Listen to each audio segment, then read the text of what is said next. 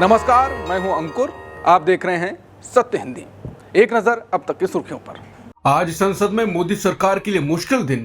कांग्रेस ने Epstein files पर स्थगन प्रस्ताव पेश किया। ट्रेड डील पर भी विपक्ष मोदी सरकार पर है हमलावर। भारत अमेरिका डील और एप्स्टीन फाइल्स को लेकर मोदी सरकार की मुश्किलें आज संसद में और बढ़ सकती हैं। दरअसल लोकसभा में कांग्रेस सांसद मणिकम टैगोर ने अमेरिकी यौन अपराधी जेफरी एप्स्टीन से जुड़े हालिया दस्तावेजों में प्रधानमंत्री मोदी के संदर्भ का हवाला देते हुए तुरंत चर्चा की मांग की है और इसके लिए उन्होंने स्थगन प्रस्ताव पेश किया है। स्थगन प्रस्ताव का मतलब है कि सदन की सामान्य कार्यवाही रोककर किसी बेहद महत्वपूर्ण विषय पर बहस की जाए। टैगोर का कहना है कि अंतर्राष्ट्रीय मीडिया में आई रिपोर्ट्स गंभीर हैं और सरकार को इस पर साफ जवाब देना चाहिए। इसके अलावा भारत अमेरिका ट्रेड डील पर विपक्ष का आरोप है कि मोदी सरकार ट्रंप पर निर्भर हो गई है और भारत की फॉरेन पॉलिसी खुद नहीं चला रही। आज संसद में यह मुद्दा भी उठ सकता है, खासकर मोशन ऑफ थैंक्स पर डिबेट में। बता दें, कल ही संसद में बड़ा हंगामा हुआ था। राहुल गांधी ने पूर्व army chief general M Naravane की किताब से कोट किया, जिसमें 2020 के गलवान क्लैश और चीन बॉर्डर पर राजनीतिक फैसलों की कमी का जिक्र था। इसके बाद रक्षा मंत्री राजनाथ सिंह, गृह मंत्री अमित शाह और पूरे सत्ता पक्ष ने हंगामा किया और फिर राहुल के बिना बोले ही सदन स्थगित हो गया था। आज एप्स्टीन फाइल्स और ट्रेड डील जैसे मुद्दे हावी रह सकते हैं, जिससे हंगामा होगा। कहा जा रहा है कि मोदी सरकार के लिए आज टेस्टिंग डे है। भारत अमेरिका ट्रेड डील पर हुआ समझौता। अमेरिका टैरिफ 25% से घटाकर 18% कर देगा। ट्रंप बोले रूस से तेल खरीदना बंद कर देगा भारत। बोले मोदी के अनुरोध के कारण डील पर सहमत हुआ। मोदी बोले राष्ट्रपति ट्रंप को बहुत बहुत धन्यवाद। विपक्ष ने किया हमला, वॉशिंगटन से पहले ऐलान क्यों हुआ।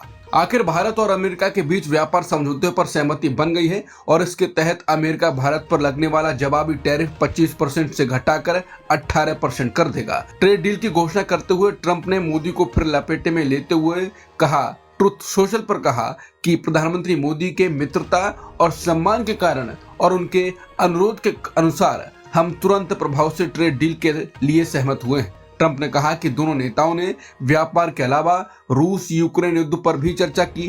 ट्रंप के अनुसार भारत ने रूस से तेल खरीदना बंद करेगा और अमेरिका तथा संभवतः वेनेजुएला से ज्यादा तेल खरीदेगा।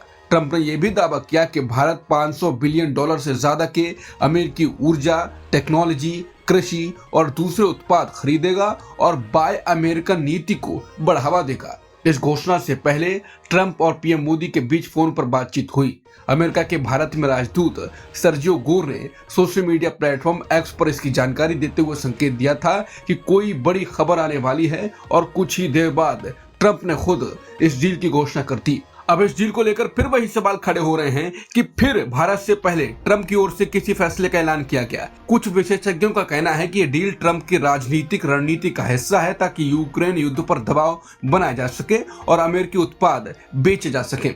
दवा, कपड़ा जैसे उत्पादों पर 25% से 18% टैरिफ कम होने से भारतीय निर्यातकों को फायदा होगा, लेकिन भारत को अमेरिकी सामान ज्यादा खरीदना पड़ेगा। इससे घरेलू उद्योग प्रभावित हो सकते हैं। साथ ही रूस से तेल बंद करने से भारत की ऊर्जा लागत बढ़ सकती है। ट्रंप की घोषणा के बाद पीएम मोदी ने भी एक्स पर पोस्ट कर डील की पुष्टि की। उन्होंने एक्स पर लिखा, आज अपने प्यारे दोस्त राष्ट्रपति ट्रंप से बात करते हुए बहुत अच्छा लगा। खुशी है कि अब मेड इन इंडिया प्रोडक्ट्स पर टैरिफ कम होकर 18% हो जाएगा। इस शानदार घोषणा के लिए भारत के 1.4 अरब लोगों की तरफ से राष्ट्रपति ट्रंप को बहुत बहुत धन्यवाद।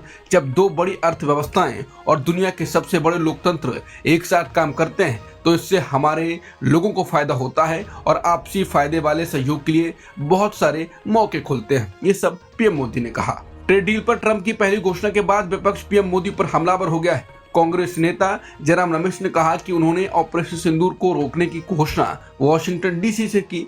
उन्होंने वॉशिंगटन डीसी से ही रूस और वेनेजुएला से भारत की तेल खरीद को लेकर अपडेट की घोषणा की। अब उन्होंने भारत अमेरिका व्यापार समझौते की घोषणा भी वॉशिंगटन से कर दी है, जिसके पूरे विवरण का अभी इंतजार किया जा रहा है। प्रधानमंत्री मोदी किसी वजह से राष्ट्रपति ट्रंप के सामने साफ तौर पर दबाव में दिखाई देते हैं। सामान्य तौर पर होने वाली गले मिलने की झप्पियों की बात तो दूर, अब पीएम उनके साथ दिखने तक असहज नजर आते हैं। ऐसा प्रतीत होता है कि पीएम मोदी ने अंततः हार मान ली है। ये निश्चित रूप से फादर ऑफ ऑल डील्स नहीं हो सकता। वॉशिंगटन में साफ तौर पर मोगेम्बो खुश है। ज्ञानेश कुमार से मुलाकात के बाद भड़की ममता, बोली इतना झूठा और घमंडी इलेक्शन कमिश्नर नहीं देखा। बोली पीएम के पास माता पिता के इंस्टीट्यूशनल डिलीवरी सर्टिफिकेट हैं क्या। पश्चिम बंगाल की मुख्यमंत्री ममता बनर्जी ने दिल्ली में मुख्य चुनाव आयुक्त ज्ञानेश कुमार से मुलाकात के बाद उन्हें झूठा और मक्कार कहा। ममता ने कहा कि मैं बहुत दुखी हूं, मैं बहुत लंबे समय से दिल्ली में पॉलिटिक्स में शामिल नहीं हूं। मैं 4 बार मिनिस्टर और 7 बार सांसद रही हूं। मैंने ऐसा इलेक्शन कमिश्नर कभी नहीं देखा जो इतना घमंडी हो, इतना झूठा हो। मैंने उनसे कहा कि मैं आपकी कुर्सी की इज्जत करती हूं, क्योंकि कोई भी कुर्सी किसी के लिए परमानेंट नहीं होती, एक दिन आपको जाना ही है।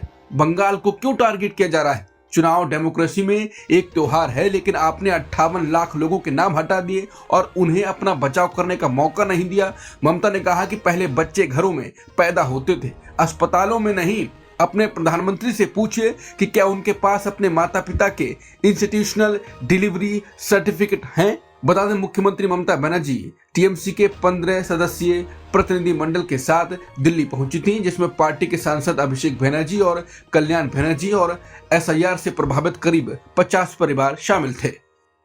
गुजरात में वोटर लिस्ट डिलीशन पर बवाल, फॉर्म 7 बना विवाद, फर्जी साइन का आरोप लगा। नाम हटाने के खेल पर विपक्ष का हमला, लाखों वोटर नाम हटाने की साजिश। गुजरात में वोटर लिस्ट से नाम हटाने को लेकर बड़ा विवाद खड़ा हो गया है। आरोप की फॉर्म 7 के जरिए बड़ी संख्या में लोगों के नाम हटाने के आवेदन जमा किए गए, लेकिन कई वोटर्स का कहना है कि उनकी जानकारी, मोबाइल नंबर और एपिक नंबर का गलत इस्तेमाल किया गया और उनके हस्ताक्षर तक फर्जी तरीके से लगाए गए। ये मामला एसआईआर प्रक्रिया के दौरान सामने आया। कई लोगों ने कहा कि उनसे सैकड़ों फॉर्म पर साइन कराए गए और बताया गया कि ये नाम जोड़ने के लिए हैं, जबकि असल में वो नाम हटाने के फॉर्म निकले। कांग्रेस और आम आदमी पार्टी ने आरोप लगाया है कि ये सब सत्तारूढ़ बीजेपी नेताओं की मिलीभगत से हुआ और विपक्ष व अल्पसंख्यक इलाकों को निशाना बनाया गया। उनका दावा है कि फॉर्म पहले से टाइप किए गए थे और बड़ी संख्या में एक साथ जमा कराए गए, जिससे लाखों नाम हटने का खतरा है। दूसरी ओर बीजेपी ने इन आरोपों को खारिज करते हुए कहा कि एसआईआर प्रक्रिया पूरी तरह पारदर्शी है और पार्टी या सरकार का इससे कोई लेना देना नहीं है। द हिंदू की रिपोर्ट के मुताबिक राजकोट, अहमदाबाद और देवभूमि, द्वारका जैसे जिलों में जिन लोगों के नाम से फॉर्म जमा हुए, उन्होंने कहा कि उन्होंने ऐसा कोई आवेदन नहीं दिया। कुछ मामलों में मोबाइल नंबर भी गलत पाए गए। आंकड़ों को लेकर भी सवाल उठे। एक बयान में कहा गया कि लगभग 9,88,000 डिलीशन आवेदन आए, जबकि 2 दिन बाद जारी जानकारी में सिर्फ 1,83,000 फॉर्म 7 आवेदन बताए गए। इस अंतर पर अधिकारियों ने साफ जवाब नहीं दिया।